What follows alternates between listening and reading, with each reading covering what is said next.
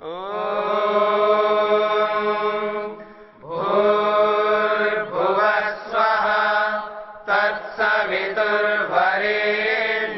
भर्गो देवस्य धीमहि धियो यो नः प्रचोदयात्।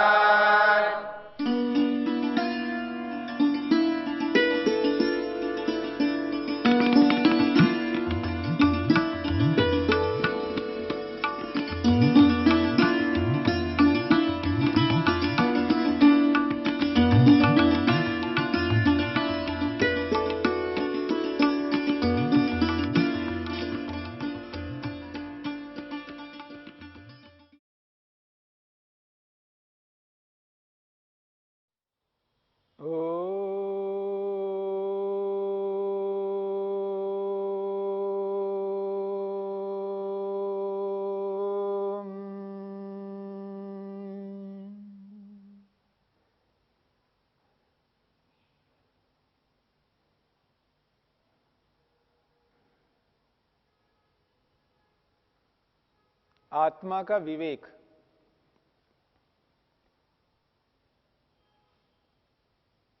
आत्मा और मन, इन दो पदार्थों का जो विवेक है, वह विवेक आत्मा को ईश्वर तक पहुंचाने वाला होता है। जब आत्मा स्वयं के स्वरूप को अनुभव करता है तो उसको प्रतीति होती है, मैं मन को चलाने वाला हूं। मन स्वतः स्वयं नहीं चल सकता। हम विचार कर रहे थे आत्मा का अपरिणाम। आत्मा परिवर्तित नहीं होता, यानी आत्मा बदलता नहीं। आत्मा के अपरिणामित्व को जब आत्मा स्वयं अनुभव करता है तो व्यवहार काल में बहुत सारे दुखों से बचता है। आत्मा जब स्वयं को अप्रतिसंक्रमा अनुभव करता है, स्वयं को किसी और वस्तु के साथ न घुलने वाला मानता है, न घुल मिलने वाला अनुभव करता है, तब भी आत्मा प्रसन्न शांत रहकर दूसरों से मिलने वाले दुखों से बचेगा। मन का परिणाम और आत्मा का अपरिणाम,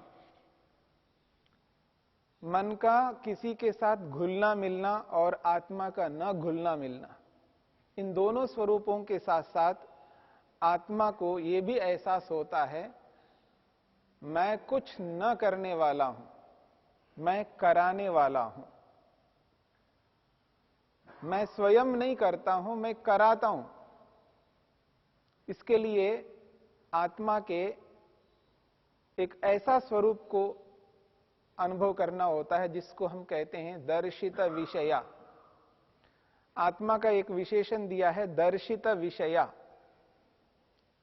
विषय दिखाए जाते हैं आत्मा को।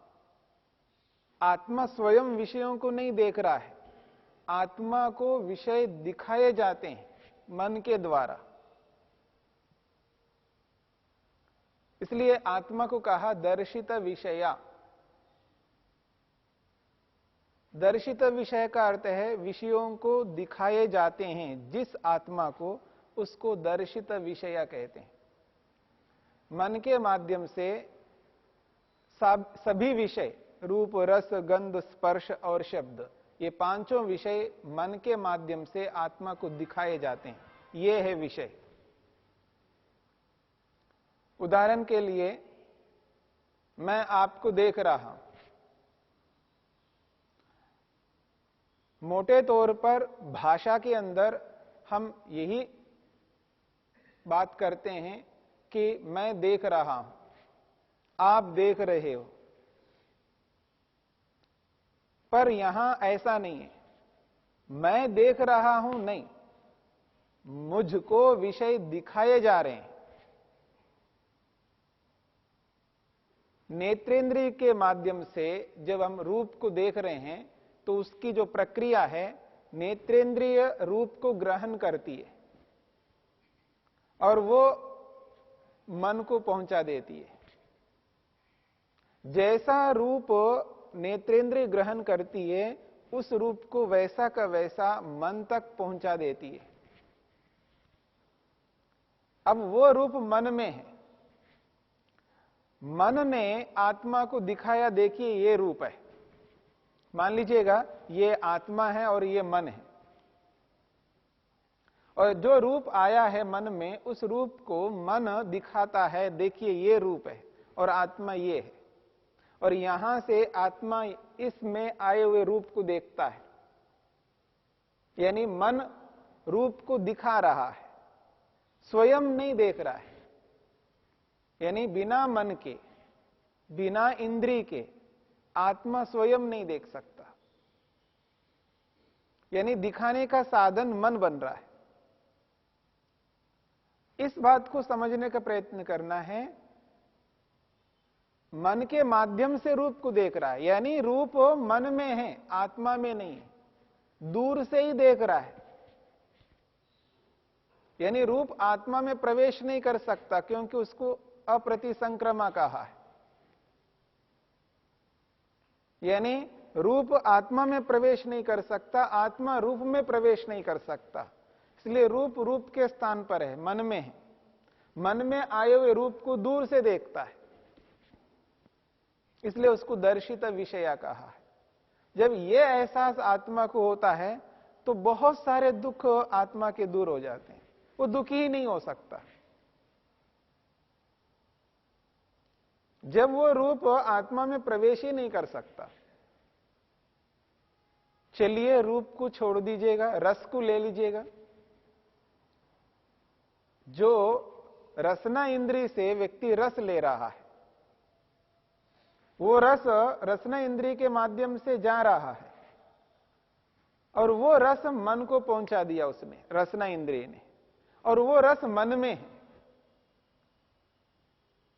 और आत्मा अलग है।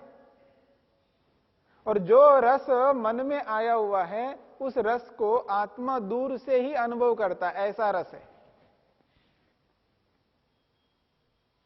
वो आत्मा में वो रस प्रवेश नहीं करता। यदि प्रवेश करेगा तो प्रतिसंक्रमा हो जाएगा, पर आत्मा को अप्रतिसंक्रमा कहा, न घुलने मिलने वाला है वो। यानी रस के साथ घुलता मिलता नहीं है, न रस जाकर के घुल मिल नहीं पाता। तो जो रस मन में आया हुआ है, उस रस को आत्मा जब देखता है दूर से ही, ऐसा रस है। जब यह एहसास होने लगता है आत्मा को, फिर उसको दुख नहीं हो सकता। जिस रस के लिए लालायित हो रहा है व्यक्ति, जिस रस के न मिलने से तिलमिला रहा है व्यक्ति, जिस रस के न मिलने से दुखी हो रहा है व्यक्ति, परेशान हो रहा है व्यक्ति, सबको मिल गया, मेरे क्यों नहीं मिल रहा है, यह स्थिति उस व्यक्ति को दुखी नहीं कर सकती, जो व्यक्ति आत्मा के इस स्वरूप को जानता है। योगाभ्यासी आध्यात्मिक व्यक्ति जब अपने आप को यह एहसास करता है, मैं खुद दूर से देखता हूं, उसके अंदर प्रवेश होकर के नहीं देखता हूं, वो मेरे में आ गया, वो रस मुझ आत्मा को मिल गया, तब मेरे को एहसास हो रहा है, ऐसा नहीं है, वो दूर से ही एहसास करता हूं। ये जो अनुभूति है, ये साधारण अनुभूति नहीं है। यदि कोई व्यक्ति ये कहता नहीं मैं ऐसा जानता हूं, तो ठीक है, रसगुल्ले को आपके सामने रख देते हैं और दूर से देख करके समझ लेना, कोई बात नहीं।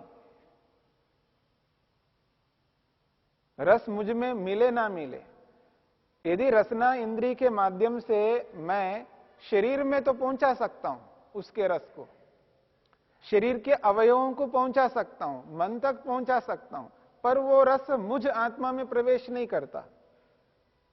जब ये एहसास करता है व्यक्ति, तो अगर उसके सामने रसगुल्ला हो चाहे कोई भी हो, यदि उसको वो लेना नहीं है, प्रतिबंध है उसके लिए, मना किया किसी ने, अधिकारी व्यक्ति ने या अनधिकारी व्यक्ति ने उसको मना किया, अधिकारी व्यक्ति के मना करने पर भी, अनधिकारी व्यक्ति के मना करने पर भी उसको दुख नहीं होगा। अगर मैंने उस रस को लिया तो भी मुझे आत्मा को नहीं मिलने वाला है, और नहीं लिया तो भी नहीं मिलने वाला है। दोनों स्थितियों में आत्मा तो अलग ही रहेगा उस रस से। अंतर इतना सा है, वो रस अगर लिया जाता है तो शरीर की पुष्टि होगी, शरीर पुष्ट होगा, शरीर स्वस्थ होगा, शरीर ठीक ठाक से चलता रहेगा। वो रस नहीं है तो दूसरे रस को लेगा, कोई भी रस हो उसको लेगा जो उसके अधिकार में, जो उसको प्रतिबंधित नहीं किया जा रहा है अन्य रसों में, लेकिन इस रस को प्रतिबंधित किया गया, ये रस आपको नहीं मिलेगा। ऐसी स्थिति में उसको दुख ही नहीं हो सकता।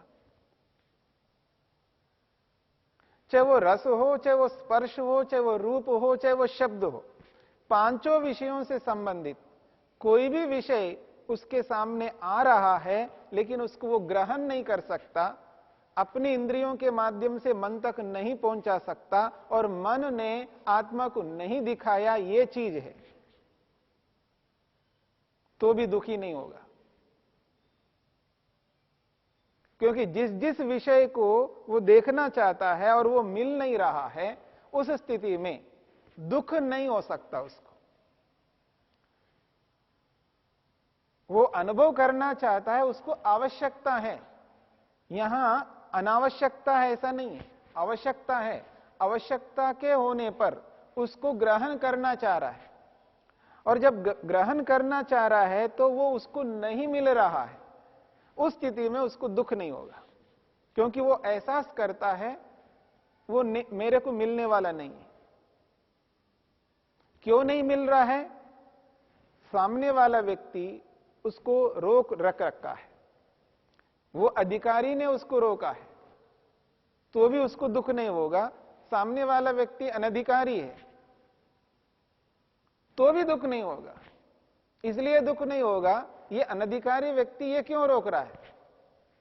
तो उसको ये एहसास होता है आत्मा तो स्वतंत्र है ना, रोकने में ना रोकने में वो स्वतंत्र है। ना रोक करके वो मेरे को सुखी भी कर सकता है, रोक करके मेरे को दुखी भी कर सकता है। अर्थात रोक करके वो दुख दे सकता है, ना रोक करके सुख दे सकता है। सुख देने में और दुख देने में वो स्वतंत्र है, उसकी स्वतंत्रता को मैं छीन नहीं सकता। वो दुख दे रहा है, ये अलग बात है, उस दुख को मैं नहीं लूंगा, क्योंकि मैं जानता हूं उस दुख को मैं रोक लूंगा। अर्थात उस दुख के मिलने पर भी मैं दुखी नहीं होऊंगा। एक तो यह है वो शब्दों के माध्यम से दुख दे रहा हो, तब तो मेरे को कोई किसी प्रकार का दुख मिलेगा ही नहीं। अगर वो मेरे शरीर में कोई हानि पहुंचाता है तब शरीर में दुख आएगा, शरीर में दुख आएगा। उस दुख को जितना वो सहन कर सकता है सहन करेगा, पर दुखी नहीं होगा। और किन्हीं स्थितियों में असहनीय दुख उसको दिया जा रहा है, तब वो उसके हाथ में नहीं है, क्योंकि जब तक शरीर रहेगा तब तक कुछ तो उसको दुख भोगना ही पड़ेगा। और जब वो उस दुख को भोगता है तब वो समझ करके भोगता है। जिस दुख को समझ करके व्यक्ति भोगता है उसको वैसा दुख नहीं लगता जैसा दुख न समझ करके जब भोगता है।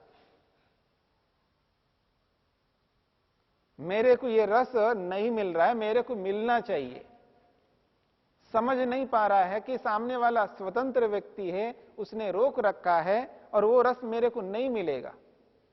इस बात को न समझ करके वो जब वो दुखी हो रहा होता है, वो दुख बहुत ज्यादा होता है, पहाड़ के समान होता है वो। और जब इस बात को समझ लेता है कि सामने वाला व्यक्ति स्वतंत्र है रोकने में न रोकने में, तब वो दुख तो मिलेगा उसको, पर उसको आसानी से सहन करेगा, उसको राई के समान वो दुख दिखाई देगा। जब तक शरीर की हानि नहीं होती है, शरीर पर किसी प्रकार की हानि नहीं पहुंचा रहा है, तब तो वो कितना ही शब्दों से बोले 1% भी वो दुखी नहीं होगा, क्योंकि वो दुख उस तक पहुंचा ही नहीं है। लेकिन शारीरिक हानि करता है वो व्यक्ति, यानी रस को वो रोके रखा है, और ये रस नहीं तो दूसरे रस को लेना चाहता है तो उसको भी रोके रखा, हर प्रकार के रस को रोक दिया उसने, वो रस नहीं मिल रहा है मेरे को, तो शरीर की जो पुष्टि होनी चाहिए वो नहीं हो सकती है, शरीर की हानि हो रही है। और एक सीमा तक वो शरीर की हानि को सहन कर सकता है, लेकिन वो सीमा जब बढ़ जाएगी तब उसको दुख होगा, क्योंकि शरीर में जब तक पुष्टि ना होने के कारण से जो शरीर में जिस स्थिति में रह करके और कार्यों को वो कर सकता है, उन कार्यों को न करने की स्थिति उत्पन्न हो रही है, उस स्थिति में व्यक्ति को शारीरिक हानि के कारण से दुख मिलेगा।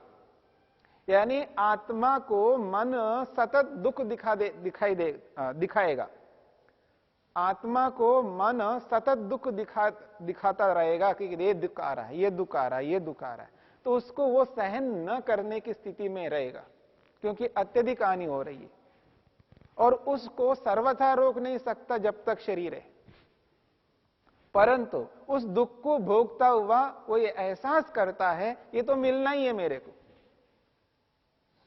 इसको मैं सहन करूं, ये मुझ आत्मा में सामर्थ्य नहीं है जब तक ये शरीर रहेगा। उस स्थिति में उस दुख को अनुभव करता है, दुखी होता है, लेकिन वहां पर भी जो दुखी हो रहा है वो विद्यापूर्वक हो रहा है, इस बात को हमें समझना है।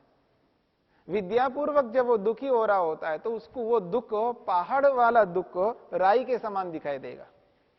पहाड़ जैसे दुख को भी वो राई के समान समझ करके उसको सहन करेगा, क्योंकि सहनीय स्थिति में नहीं है वो, असहनीय स्थिति में, तब उसको भोगता हुआ भी वो एहसास करता ये मेरे को मिलेगा, इससे मैं बच नहीं सकता। लेकिन जब अविद्या से ग्रस्त रहेगा, सामने वाले को नहीं समझेगा, सामने वाले की स्वतंत्रता का एहसास ही नहीं करेगा, तब वो राई के समान दुख भी क्यों ना हो, वही दुख पहाड़ के समान बन जाएगा, तब अत्यधिक दुखी रहेगा।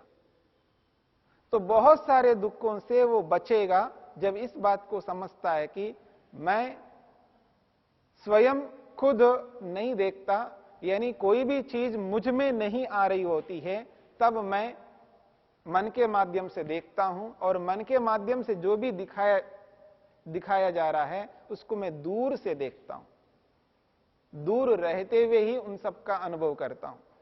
और उस स्थिति में व्यक्ति उन समस्त पदार्थों का अनुभव करता हुआ अपने आप को एहसास करता है कि मुझ में कोई भी वस्तु प्रवेश नहीं कर सकती, और मैं दूर से ही देखता हूं, और जब तक वो मिलते रहेंगे तब तक देखूंगा, और जब मिलना बंद हो जाएंगे तब मैं नहीं देखूंगा, और उस स्थिति में दुखी नहीं होऊंगा। इस स्थिति में पहुंच जाता है, और उस स्थिति में रह करके व्यक्ति अपने आप को ईश्वर की ओर अग्रसर करने लगता है। क्योंकि बाह्य पदार्थ, भौतिक पदार्थ जितने भी हैं, वो कोई भी भौतिक पदार्थ हो, एक सीमा तक ही मेरे को मिल पाएंगे। कोई भी भौतिक पदार्थ एक सीमा तक मेरे को मिल पाएगा, और उसको रोकने वाले प्रतिबंधक बहुत सारे हैं, उनको रोक सकते हैं, और उनको मैं छुड़ा करके उनसे ग्रहण करूं, ये मेरे सामर्थ्य से बाहर है। लेकिन ईश्वर को नहीं रोक सकते कोई भी, ईश्वर सर्वत्र है, ईश्वर सर्वव्यापक है, ईश्वर मुझ में भी है, सब जगह पर है। तो इसलिए वो इन भौतिक पदार्थों का एहसास करता हुआ उनको अपने से हटाता हुआ ईश्वर की ओर अग्रसर होने लगता है। जब ईश्वर की ओर अग्रसर होगा तब व्यक्ति को ये अनुभूति होती है, इस ईश्वर को मैं वैसा ही अनुभव करूंगा। ऐसा नहीं कि ईश्वर मुझ में प्रवेश करेगा, वहां पर भी यही अनुभूति होती है। जैसे मन आत्मा को सभी विषयों को दिखाता है, और जब व्यक्ति समाधि लगा करके ईश्वर का दर्शन करता है तो ईश्वर ही उसको दिखाने लगता है स्वयं। वहां मन भी ईश्वर है और वस्तु भी ईश्वर है। और जब मुक्ति में रहता है जीवात्मा, उस स्थिति में भी जब ईश्वर का आनंद ले रहा होता है तो वहां पर साधन भी ईश्वर बनता है और साध्य भी ईश्वर बनता है। अंतर इतना सा होता है, पर रहेगा अलग ही। चाहे ईश्वर का आनंद का उपभोग करता है या प्रकृति के आनंद का उपभोग करता है, दोनों स्थितियों में आत्मा अलग ही रहेगा। आत्मा में कोई भी चीज प्रविष्ट नहीं हो सकती। इस बात को समझता हुआ व्यक्ति बहुत सारे दुखों से बच सकता है।